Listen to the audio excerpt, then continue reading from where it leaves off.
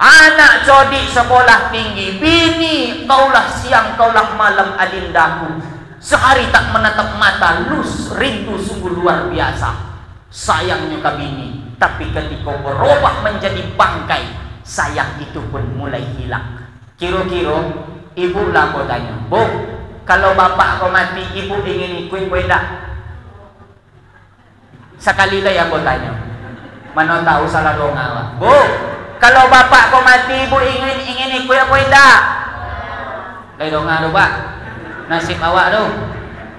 Itu nasib awak. Sesayang-sayangnya kawak sampai makan basuhan kini, sampai badan sebelum menjadi bangkainya bapak ibu. Lah berubah badan menjadi bangkai, sayang akan hilang.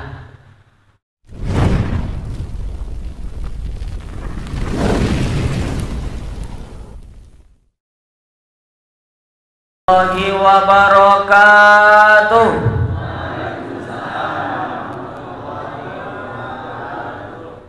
Kalau tuan ondak jalan-jalan ke Tandike, jangan lupa singgah di negeri Rokan.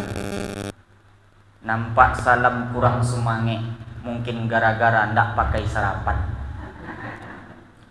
Anak raja memakai tongkat-tongkat terbuat dari kayu jati. Salam pertama kurang semangat, kita ulang sekali lagi. Assalamualaikum warahmatullahi wabarakatuh.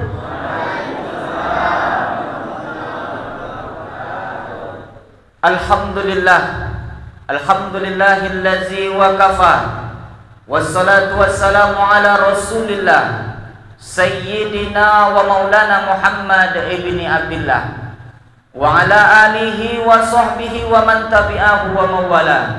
Ashhadu an la ilaha illallah wahdahu la syarika lah, wa ashhadu anna Muhammadan abduhu wa rasuluhu la nabiyya ba'dah. Allahumma salli wa sallim ala sayyidina Muhammadin nabiyil ummihi wa ala alihi wa sahbihi wa barik wa sallam. Pertama dan terutama sekali yang sama-sama kita hormati, hadir bersama kita subuh ini Bapak Kepala Desa beserta jajaran. Seterusnya yang kami hormati tokoh adat, tokoh masyarakat, tokoh alim ulama, cerdik pandai, tuan-tuan guru, ustadz dan ustazah yang berkesempatan hadir hari ini. Kemudian yang sama-sama kita hormati pengurus gerakan sholat subuh berjamaah untuk zona 2 Kecamatan Rokan 4 Kotor. Seterusnya yang sama-sama kita hormati pengurus Masjid Darus Saadah Desa Rokan Timur, Kecamatan Rokan 4 Kotor. Besar tak disebut nama gelar, kecil tidak disebut nama. Insya Allah kita semua dimuliakan Allah Subhanahu wa ta'ala. Amin ya Rabbal Alamin.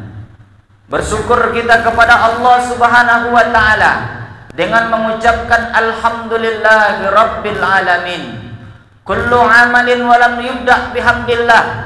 Setiap amal baik, perbuatan baik yang tidak diawali dengan ucapan Alhamdulillah, fahuwa aqta', maka dia putus, tidak dapat dijadikan amal ibadah kepada Allah Subhanahu wa ta'ala. Kita tidak mau subuh ini tidak bernilai pahala kepada Allah. Subuh yang paling berbarokah, subuhnya ada di dalam bulan yang penuh berkah, bulan suci Ramadan. Salat subuh yang banyak pahalanya. Maka kita tidak ingin amal ibadah kita subuh ini tidak bernilai apa-apa di sisi Allah. Maka kita ucapkan Alhamdulillahi Rabbil Alamin. Apa kabar Bapak Ibu? Sehat? Kalau memang sehat, banyak orang yang kadang-kadang sehat badan tapi merasa tidak sehat. Kenapa tidak bisa sehat? Karena saku yang sedang sakit. Itu kadang-kadang kalau di awak badan sehat, tapi kadang-kadang badan yang sehat tidak terasa sehat. Kenapa? Sakunya sakit. Padahal terbalik, walaupun saku sehat, tapi kalau badan yang tak sehat, maka saku yang sehat pun akan terasa sakit. Maka subuh ini nikmat yang paling besar yang diberikan Allah kepada kita. Ada 3 nikmat. Yang pertama, nikmat yang paling besar di antara yang terbesar yang kita terima subuh ini adalah nikmat sehat. Sehat nih yang paling godang Bapak Ibu. Kalau tak percaya Bapak Ibu, datanglah ke rumah sakit, ke dokter, tanya ke dokter, betulkah sehat itu mahal Pak Dokter? Betul. Maka ada slogan sehat itu mahal. Kenapa tidak mahal? Karena sebanyak apapun duit yang kita simpan di rumah, segembung apapun deposito kita di dalam bank, tapi kalau badan sudah tak sehat, maka duit yang banyak itu tidak akan berguna. Sakayo-kayo awak Bapak Ibu, kalaulah masuk ke dalam rumah sakit, apa nasi yang diagi orang tu? Nasi luyak jo owi kantang nentak begaram. Makan awak lah tu. Makanya nikmat yang paling sehat, yang paling besar itu adalah sehat. Kalau tak percaya, datanglah ke rumah sakit. Makanya Nabi mensunnahkan kepada kita banyak-banyak menjenguk orang sakit. Kenapa disunnahkan Nabi menengok orang sakit? Ternyata ada hikmahnya 2 Bapak Ibu. 2 hikmahnya. Yang pertama hikmahnya bagi awak yang menjenguk, yang kedua hikmahnya bagi orang yang dijenguk. Mana hikmah yang pertama bagi yang menjenguk? Ketika awak datang ke rumah sakit, melihat sanak saudara, famili, handai tolan, tetangga, karib kerabat yang sedang sakit, melihat mereka berjuang keras melawan penyakit mereka, maka timbul rasa syukur dalam diri kita. Oh, ternyata nikmat sehat itu begitu mahal. Makanya adonan sakit copek-copek jomo. Apa lainnya ke rumah sakit. Balik dari situ Bapak Ibu pailah ke rumah sakit awal bros ujung batu. Kalau ditanya dek sapamnya, Bapak Ibu nak nengok siapa? Satu nan sakit nak ambil tengok Pak Sapam. Datanglah ke rumah sakit. Kalau bisa cari ruangan yang tulisan kaca ICU, ICU. ICU itu bahasa Inggris Bapak Ibu. Bahasa Inggrisnya ICU. I saya, si melihat, you kamu. Kita yang di luar ICU bisa melihat kamu, kamu yang di dalam you don't see me. Tak bisa melihat kami yang di luar. Kenapa yang di dalam tak bisa menengok awak yang di luar? Sementara awak bisa menengok, karena yang di dalam sedang melawan penyakitnya yang begitu besar. Makanya kalaulah masuk ke dalam ruangan ICU itu ruangan, kalau bahasa kami, ruangan yang diintai-intai malaikat maut. Karena banyak yang masuk ke dalam, jarang yang keluar dengan selamat. Karena di samping ini tuh ada kotak kecil. Kotak kecil ada garis-garis biru, berbunyinya tit tit tit tit. Kalau contoh itu baru bunyi, alhamdulillah masih aman baru. Tapi kalau bunyi tadi berubah menjadi macam bunyi serine buka puasa, tit. Apa kata dokter? Bapak Ibu, bawalah jenazah kau pulang, bungkui bawa pulang. Kenapa? Karena yang di dalam itu sedang berjuang melawan penyakit, banyak yang berakhir dengan sakaratul maut. Melihat hal seperti itu, timbul rasa syukur di dalam hati awak. Ternyata mahal sehat itu. Begitu berharga nikmat sehat itu. Sementara hikmah yang kedua bagi yang ditengok. Ketika awak tergelimpang sakit, terbaring lemah, tidak ada daya upaya melawan penyakit, datang sanak keluarga, datang sahabat, datang tetangga, datang karib kerabat, datang menengok menjenguk awak. Ambo punya kawan Bapak Ibu di ujung waktu itu dokter. Ambo tanya ke beliau, karena ambo dapat informasi, Pak Dokter, kata sebagian orang, kata orang-orang medis, penyakit itu disembuhkan bukan 100% karena obat. Obat hanya mampu menyembuhkan penyakit itu sekitar 40%. Jadi yang mau tanya, betul nggak itu Pak Dokter? Betul Pak Ustaz. Ternyata ube mampu menyembuhkan penyakit itu cuma 40%. Lalu apa yang 60% lagi? Ternyata yang 60% yang mampu membuat sembuh penyakit itu adalah sugesti yang baik. Makanya awak datang menengok orang sakit, sonang orang sakit menengok awak datang. Bukan limau jeruk awak nenyo tengok. Menengok awak datang, sonang hatinya. Kira-kira kalau awak yang sakit, datang tetangga, datang sahabat, datang keluarga, kira-kira sonang tak hati awak? Saking kan sonangnya, separuh rasanya penyakit itu baik. Betul tak? Makanya itu 60% sugesti. Tapi kadang-kadang penyakit di awak Bapak Ibu pasti konai penyakit awak. Apa penyakitnya? Menengok orang sakit tapi cerita yang di samping orang sakit tadi cerita sakit. Itu yang bahaya. Padahal sugesti yang 60% ini mesti disemangatkan orang yang sakit tadi, mesti dikuatkan dia.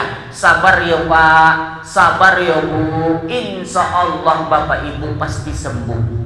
Kuatkan inyo supaya inyo punya semangat untuk sehat. Penyakit awak indah, sudahlah yang ditengok sakit jantung, cerita pula di samping inyo masalah sakit jantung.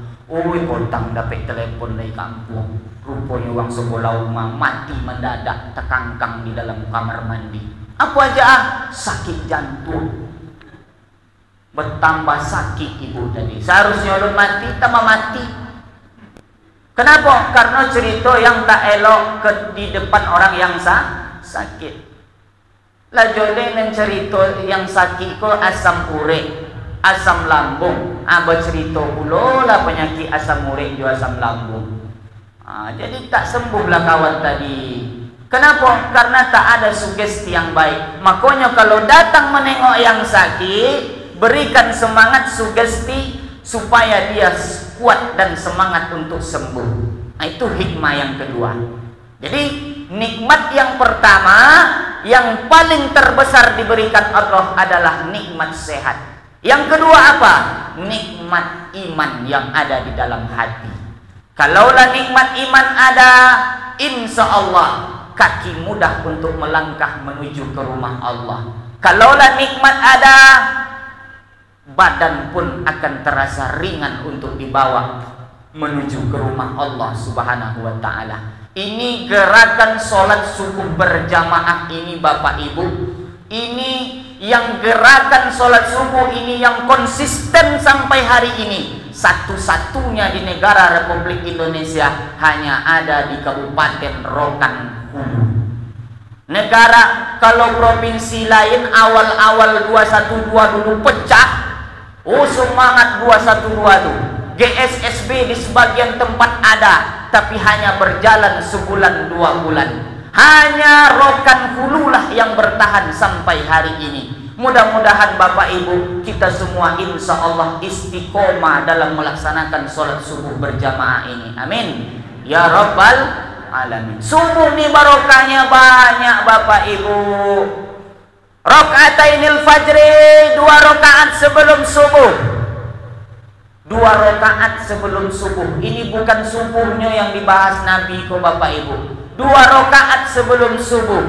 Khairum minad dunya wa ma fiha. Lebih baik daripada dunia beserta isinya.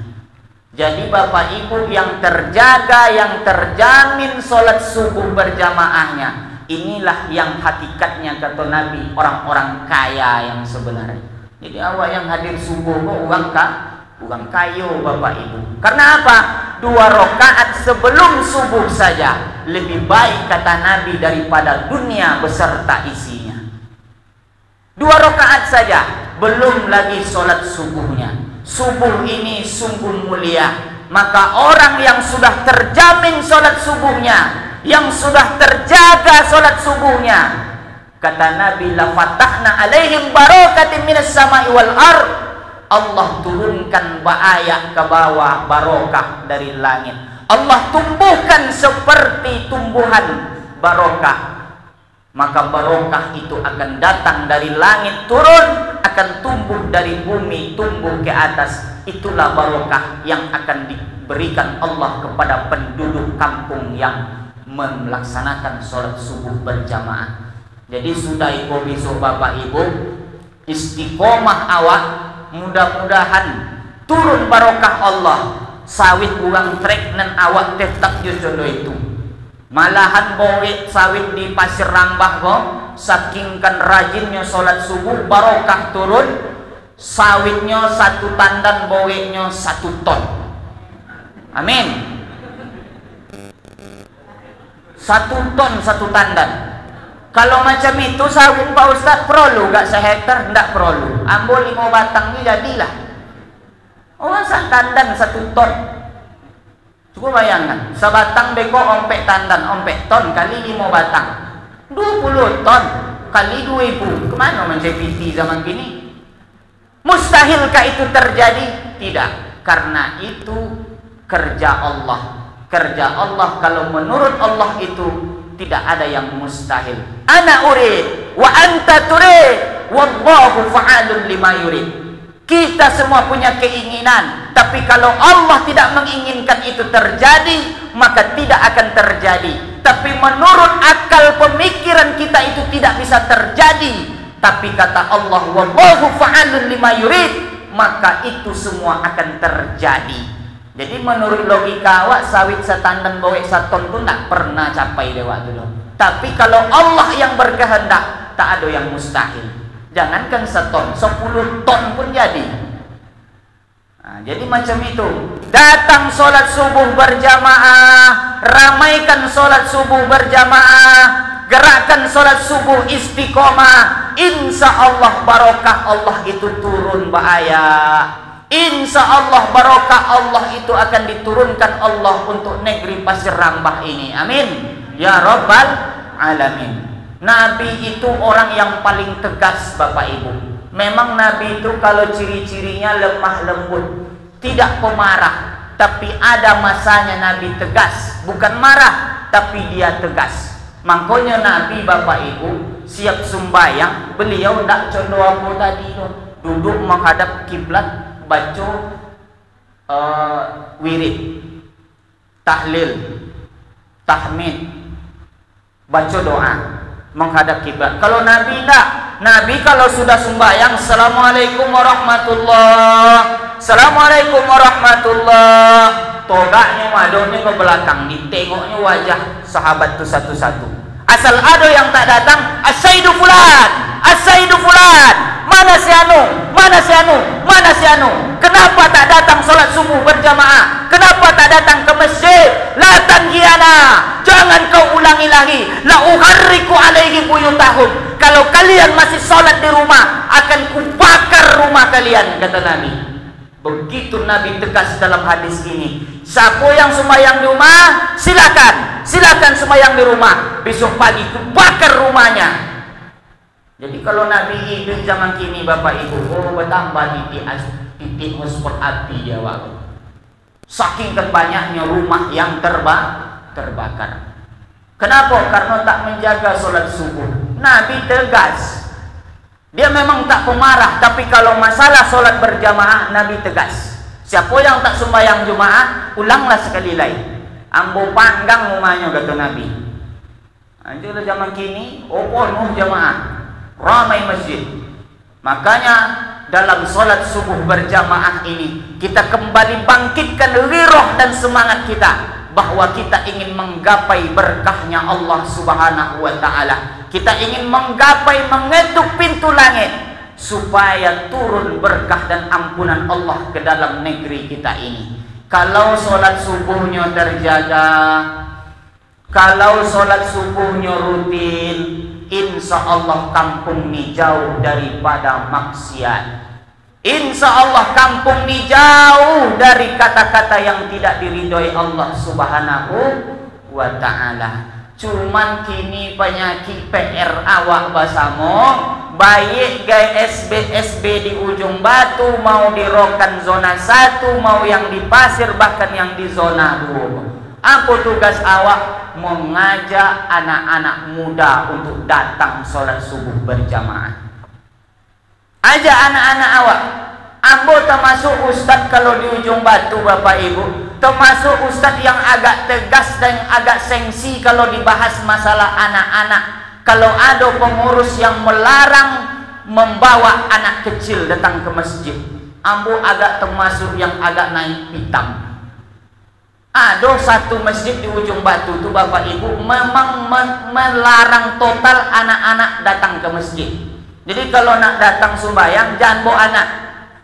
Jadi yang mau tanya, Pak, kalau Bapak melarang anak kecil datang ke masjid hari ini, orang tuanya datang sholat berjamaah, orang tua di umurnya 40-50 tahun, paling lama dunia konya pakai 10-20 tahun lain, habis itu mampus sadonya. Kalaulah orang tuanya mati, kalaulah orang tuanya semua sudah punah, sementara anak kecil tak pernah datang sholat berjamaah ke masjid, maka tunggulah saatnya masjid itu akan sepi sesepi-sepinya 10-20 tahun yang akan datang.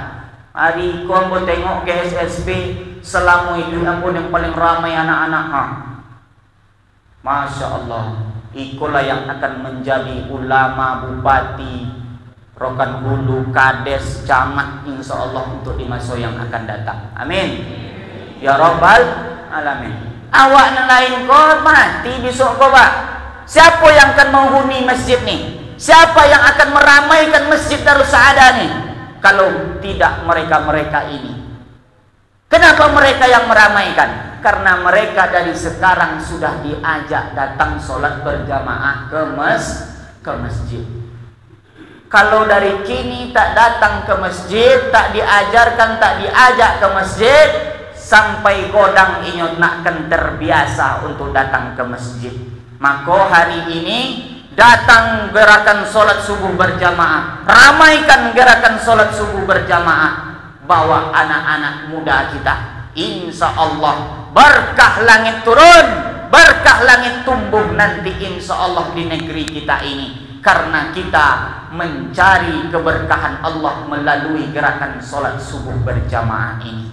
Bapak Ibu, jemaah yang dimuliakan Allah Subhanahu wa ta'ala, maka pada subuh ini kajian kita tak panjang-panjang. Kami hanya ingin mengingatkan kepada kita semua bahwa sholat subuh berjamaah, sholat berjamaah ini sangat penting. Apalagi di dalam bulan suci Ramadan, Bapak Ibu. Bulan suci Ramadan ini penyakit seluruh masjid dimanapun tempat yang nama penyakit masyarakat sama. Kalau bahasa orang Bangkinangnya Bapak Ibu, ange-ange ci ayam. Asal malam pertama taraweh Pak Kades, ikut ramai. Iya enggak? Di mana masjid malam pertama, malam kedua ramai luar biasa. Bahkan kalau dake umambo dan Pak sampai tak dapat parkir. Kenapa? Karena dompet parkir lah diisi di uang sembahyang tarawih. Malam pertama, malam kedua hilang yang diparkir tadi. Tak kemana baiknya. Malam ketiga yang ditras pun hilang. Malam dompet tinggallah 2-3 sok di dalam masjid. Padahal ini bulan Ramadan, padahal ini bulan penuh barokah, bulan Ramadan, bulan yang sangat dinanti-nantikan umat manusia. Seluruh umat Islam di atas muka bumi Allah ini sangat merindukan bulan suci Ramadan. Bahkan yang merindukan bulan Ramadan itu datang bukan orang yang hidup saja, Bapak Ibu. Orang yang lama sudah mati, bekalang tanah dalam liang lahat, mereka pun menantikan kedatangan Ramadan. Kenapa mereka menantikan Ramadan, Pak Ustaz? Memangnya jenazah dalam liang lahat itu bisa puasa macam awak? Enggak.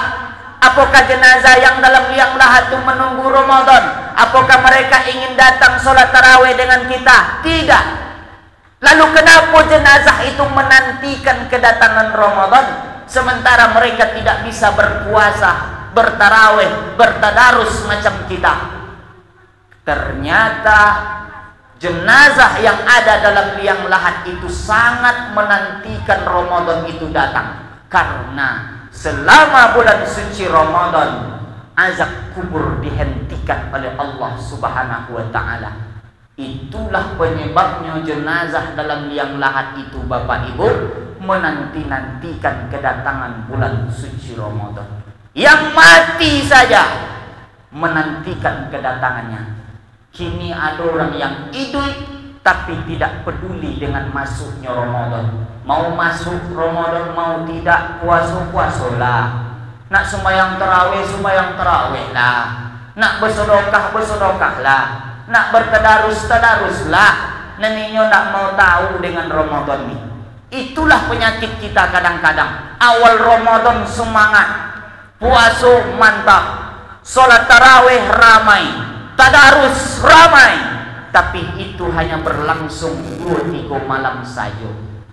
Apalagi di ujung batu, Bapak Ibu. Kalau di ujung batu masuk Ramadan 10 Ramadan kedua, banyak ampera rumah makan yang terbuka. Ampera gentayangan. Kakinya nampak, badannya tertutup. Goyang-goyang kakinya tuh. Siang-siang hari, jam 2 boleh siang. Kalau tak percaya, jalan-jalan lah Bapak Ibu ke ujung batu, cari rumah makan goib di ujung batu. Banyak. Kenapa dek goib? Badan hilang, kaki nampak, goyang-goyang kaki. Rupa mencuci gigi siap makan. Banyak yang macam itu. Itulah yang terjadi saat ini. Mudah-mudahan kita diberikan Allah keistiqomahan sampai Ramadan ini terakhir. Amin. Ya Rabbal Alamin. Kalau memang ramai dari awal, hendaknya ramai teruslah sampai akhir. Karena apa bisa begitu? Karena kita tidak menyadari bahwa Ramadan ini sebagai bulan yang penuh barokah, bulan yang penuh ampunan, Bapak Ibu. Kalaulah tidak melalui Ramadan ini kita mendapatkan ampunan dari Allah, lalu dengan apa Allah nak mengampuni awak? Bapak Ibu boleh paham bahasa awaknya? Yang mau ngomong kok, apa nak paham sana? Jadi tanya dia laki di rumah, apa ceramah Ustaz buat api-api? Jadi entahlah bang, aku pun tak paham. Jadi itu Bapak Ibu, kalau tidak melalui Ramadan ini, dengan apa cara Allah bisa mengampuni dosa awak? Awak kok manusia biasa, penuh dengan silap salah dan dosa. Betul? Ada Bapak Ibu yang tak berdosa? Tidak ada. Awak sado berdosa. Ustaz berdosa juga. Ustaz tu yang paling banyak dosa, Bapak Ibu. Orang yang banyak dosa adalah orang yang banyak bercakap. Betul tak? Kini yang bertanya, subuh yang paling banyak bercakap siapa? Ustaz yang paling banyak bercakap. Bisa jadi yang banyak dosa. Maka kalau tidaklah dosa itu diampuni melalui Ramadan, dengan apa Allah nak mengampuni dosa awak? Dengan sembahyang, sembahyang subuh pun tak terjaga. Dengan zakat pun kita jarang. Dengan infak pun kurang. Dengan sedekah pun tak pernah. Dengan apa Allah ampuni? Maka kalau tidak dengan solat, kalau tidak dengan puasa, kalau tidak dengan zakat, infak dan sedekah, kalau tidak dengan haji dan umrah, kalau tidak dengan zikir kita kepada Allah, lalu dengan Ramadan inilah satu-satunya jalan terakhir bagi Allah untuk mengampuni dosa kita. Jadi kalaulah sedekah kurang, sembahyang tak pernah, puasa apa lain, jadi dengan apalah Allah ingin mengampuni dosa awak? Kini kok Ramadan ini ibarat suatu hidangan, Bapak Ibu. Ambo lagi kisahnya, ambo lagi gambaran kepada Bapak Ibu supaya Bapak Ibu paham dengan Ramadan ini. Contohlah misal pagi kok, ambo umumkan di sini kok. Atau Pak Kades misal yang mengumumkan, Bapak Ibu yang ingin THR datang ke rumah. Kecek Pak Kades. Ikut contoh aja balik dari siko jangan datang ke rumah Pak Kades. Ambo pun yang tuntut dia Pak Kades siap ceramah kau bego.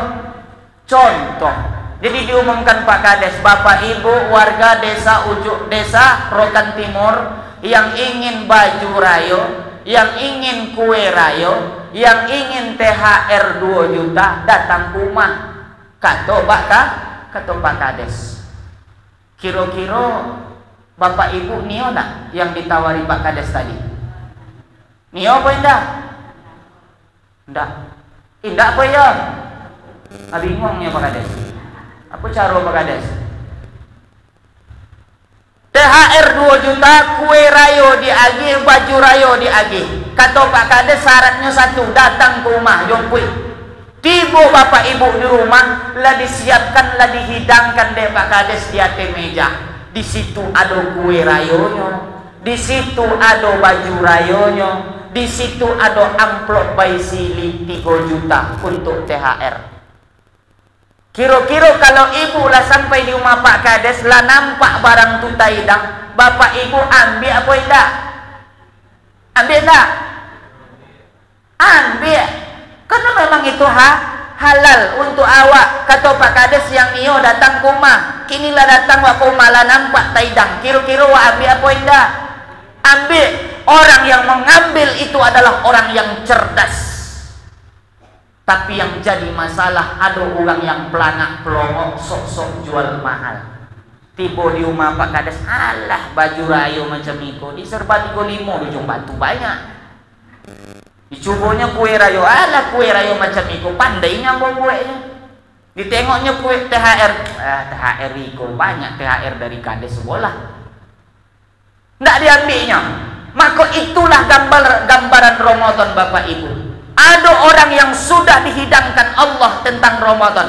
Kalian yang punya dosa beribadah selama Ramadan, insya Allah akan aku ampuni. Man soma Ramadan, siapa yang berpuasa dalam bulan suci Ramadan, imanan wahtisaban, penuh iman dan penuh keikhlasan, ghufira lahu ma taqaddama min zambi, maka Allah akan aku ampuni semua dosa kalian yang telah berlalu, kata Allah. Jadi Ramadan itu sudah dihidangkan Allah. Yang mau barokah nih, yang mau ampunan nih, yang mau kemuliaan nih, yang mau pahala yang banyak nih, sudah dihidangkan Allah di atas meja. Cuman yang jadi pertanyaan, ada orang yang cerdas lalu diambilnya ke sado-sado. Bagaimana cara mendapat ampunan dengan Ramadan? Banyak-banyak sholat malam. Ini laksanakan.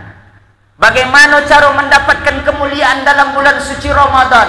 Selalu banyak membaca Al-Quran, nyobaca Quran tiap hari, tiap malam, sehingga nyohotam 3 sampai 4 kali sebelum Ramadan terakhir.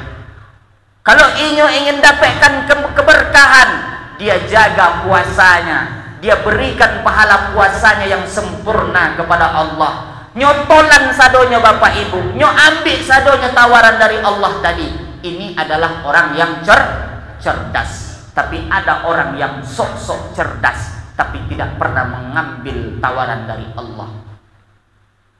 Allah beri ampunan, Allah beri kemuliaan, tapi tak mau peduli. Puasa-puasolah, sembahyang tarawih lah, dan ini tidak akan pernah datang. Inilah orang yang paling rugi, kata Nabi Muhammad SAW. Ketika Nabi Muhammad naik mimbar, tiba-tiba Nabi Muhammad mengucapkan amin 3 kali. Amin, amin, amin. Selesai khutbah, ditanya sahabat, ya Rasulullah, apa gerangan engkau mengucapkan amin? Kami tak ada yang berdoa. Apa yang engkau ucapkan amin? Kata Nabi SAW, ketika aku naik ke atas mimbar, Jibril sedang berdoa di samping mimbarku. 3 doa Jibril, maka 3 kali aku aminkan. Salah satu doa Jibril, kira-kira doa Jibril ini ditolak apa tidak oleh Allah? Ditolak apa diterima oleh Allah? Yang doa Jibril yang mengaminkan Nabi Muhammad, kira-kira mungkin tak doa ini ditolak Allah? Tidak mungkin, pasti doa ini dikabulkan Allah. Yang doa malaikat Jibril, orang paling dekat dengan Allah di antara malaikat. Yang mengaminkan siapa? Nabi Muhammad SAW, orang yang paling mulia kekasih Allah yang mengaminkan. Doa ini pasti makbul. Salah satu doa Jibril tadi, ya Allah, laknatlah orang yang berjumpa dengan Ramadan tapi tidak memperoleh ampunan saat keluar dari bulan suci Ramadan. Maka jangan sampai awak dilaknat oleh Allah Subhanahu wa taala, Bapak Ibu. Maka kajian subuh ini kesimpulannya kami hanya ingin mengajak, ayo semangat ghiroh ibadah Ramadan kita bangkitkan kembali. Kita ramaikan kembali masjid salat tarawih. Kita bangkitkan kembali tadarus baca Quran terus sampai Ramadan terakhir. Dan puasa kita sama-sama kita jaga kemurnian pahala puasa kita. Jangan rusak, jangan pernah hilangkan pahala puasa kita. Insya Allah kalau yang tiga ini kita jaga, insya Allah keluar dari Ramadan kita seperti bayi yang baru dilahirkan, bersih, suci daripada dosa. Bapak Ibu jemaah yang dimuliakan Allah Subhanahu wa taala, labu api-api Ustaz menyampaikan pagi kok. Mudah-mudahan ada hendaknya yang Bapak Ibu bawa pulang. Amin ya rabbal alamin. Kok tak wajib Bapak Ibu Ustaznya bawa api-api, ikulah tak resiko kalau mau undang bulan puasa. Kenapa mau diundang bulan puasa? Karena tadi kalau bulan puasa Ustaznya lah makan dulu baru ceramah. Iyalah, kalau di hari puasa Ustaz lita bawa Bapak Ibu sudah ceramah bawa makannya kan. Makanya Ustaznya kadang loyo aja, kadangnya banyak mahal. Nah, itulah risiko. Dan Nambo memang dikenal di ujung batu Ustaz yang badan koci suara bodak. Apa kalau bahasa awak itu Bapak Ibu? Badan koci suara bodak. Kalau ambo kadang-kadang diremehkan orang biasa. Dah biasa. Ada kadang masjid yang tak menganggap ambo Ustaz. Awal-awal jadi Ustaz di ujung batu tahun 2004 boleh. Tamat dari pesantren pulang. Pernah yang tak jadi khotib. Pas naik mimbar, pas datang ke masjid tu, diteleponnya sama pengurus. Awak pemain cadangan, Ustaz asli ada pengganti, ada halangan. Awak pengganti datang ke situ, ndak ditanya, ndak ditegur, ndak disapa oleh pengurus. Togak pengurus tadi. Assalamualaikum warahmatullahi wabarakatuh. Bapak-bapak jemaah salat Jumat yang dimuliakan Allah, berhubung Ustaz yang menjadi khotib tak datang, yang jadi khotib Jumat ini saya. Katanya, ambo diam aja, naiknya kate, habis itu ambo pulang. Ditelepon lah balik sama Ustaz yang asli. Pak, kenapa khotibnya tadi tak bisa naik? Emangnya jadi Ustaznya datang Pak? Jadilah. Yang mana orangnya? Yang baju merah. Oh, aku sangku anak-anak SMP tadi itu katanya. Kunci badan. Yang diremehkan orang pernah juga menjadi Ustaz cadangan juga baru. Ditelepon ambo tiba di situ. Ustaz yang gantikan? Iya kata ambo. Teleponnya di depan ambo, Ustaz yang asli. Pak Ustaz, ya ikut asli kok penggantinya kok. Lai yakin Pak Ustaz banyak. Mic-nya tak terpegang dia dah aja. Saking kan kocik badan awak, tak yakin orang awak terpegang mic. Kata Ustaz yang aslinya, aman tu Pak kata. Agin je lah mic tu kayaknya aman tu kata. Dalam hati aku, apa aku tunggu aja lah Paknya. Agih je lah mic tu, selesai deh kau tu. Modal itulah diremehkan orang, tak apa-apa. Tapi pada akhirnya orang semakin banyak yang kenal, insya Allah sampai pula ke negeri Rokan 4 Koto. Untuk GSSB Rokan baru pertama. Untuk di zona 1 udah berapa kali saya sudah sering ngisi. Untuk Isra Mi'raj Maulid Nabi ke Tandike ke mana itu udah sering.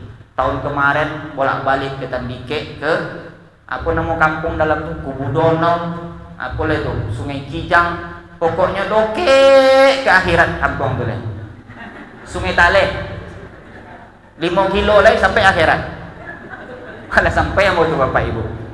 Nah, jadi kalau untuk perkenalan pagi ini itulah sekurang lebihnya, dan nasihat yang perlu kami sampaikan itu, ayo sama-sama kita bangkitkan giro semangat GSSB kita ini. Kalau mudah-mudahan hari ini agak longang bentuk otek. Iya Pak. Iya, apa aja Pak? Dek banyak pokoknya kan sudah makan. Itu telah penyakit awak. Nyo kalau lah togang we pawil kon go we mato. Alang ali di luar Ramadan kenapa ramai korno lita. Lita painnya semuanya subuh.